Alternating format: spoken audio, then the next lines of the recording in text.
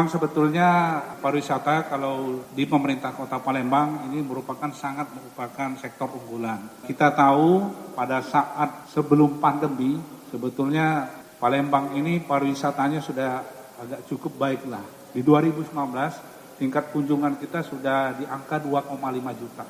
Pertumbuhan ekonomi kita pada saat sebelum pandemi itu antara 5,96%. Begitu masuk pandemi 2020-2021 turun menjadi minus 27%, tidak ada pertumbuhan sama sekali.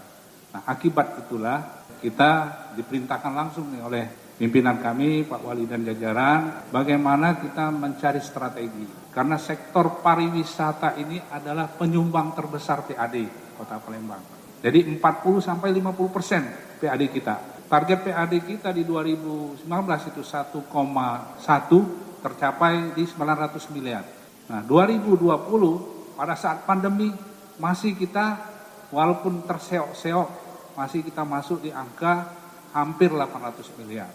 Akibat penurunan ekonomi inilah ya kita tentunya berkeinginan supaya ya sektor pariwisata ini sebagai penyumbang yang terbesar karena disitulah item pajak, restoran, hotel, parkir dan hiburan itu penyumbang terbesar dari sektor pariwisata. Jadi kami mencoba meluncing namanya Calendar of Charming Event 2020. Kalender ini tentunya supaya Palembang bisa dikenal di luar, termasuk juga kita melakukan pameran Baluwana ini. Jadi Baluwana ini kalau dari bahasa Sanskertanya ini adalah akar, dasar. Jadi kita flashback kembali melihat sejarah pada saat Palembang di masa zaman pemerintahan Belanda dan di masa sekarang. Ini banyak dari kartu pos ini bisa dilihat perkembangan bagaimana Palembang. Maksud dari kedatangan kami ke sini dengan melakukan pameran di Kota Jogja ini, yang pertama adalah untuk menjalin kerjasama antara pemerintah Kota Palembang dengan Jogja. Selama ini kurang erat, kita pererat lagi. Yang kedua, ya kita berharap dengan adanya kerjasama ini akan meningkatkan tingkat kunjungan pariwisata, baik yang dari Jogja ke Palembang maupun dari Palembang ke Jogja. Nah, kita berharap tentunya dengan berakhirnya pandemi ini, hubungan kita semakin baik, pariwisata akan semakin maju. Sekarang kita sudah membentuk tim secara bersama-sama bagaimana mengkondisikan destinasi-destinasi wisata supaya bisa aman, nyaman, dan tertata secara baik. Yang kedua memang Palembang, kalau kita lihat destinasinya mungkin kita kalah dengan Jogja nih. Di Jogja ini banyak destinasi alam yang indah-indah. Tetapi kalau Palembang hanya Sungai Musi.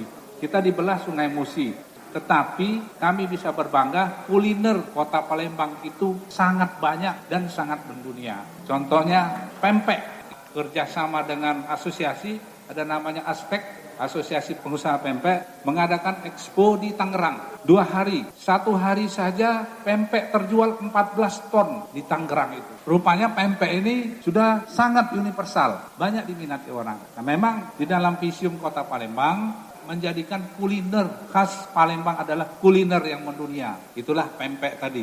Jadi pempek ini sudah dijual di Perancis, di Inggris, bahkan kemarin pada saat ketemu dengan asosiasi pengusaha kerupuk, mereka sudah bisa ekspor kemplang Palembang dijual ke California 1 bulan 1 kontainer dikirim dalam bentuk mentah.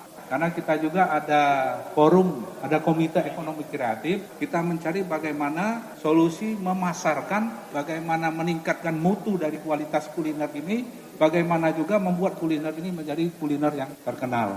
Jadi upaya-upaya ini terus kami lakukan, meskipun kalau di Palembang anggarannya sangat kecil dinas pariwisata ini. Tapi kita dituntut dengan anggaran yang kecil, bagaimana kita bisa berkreasi, berinovasi, supaya pariwisata itu bisa maju sesuai dengan yang kita harapkan. Karena 2022 ini kami ditargetkan agar kunjungan wisatawan ke Palembang bisa 1,5 juta. 2023 2,3 juta sampai akhir masa jabatan Wali Kota Palembang.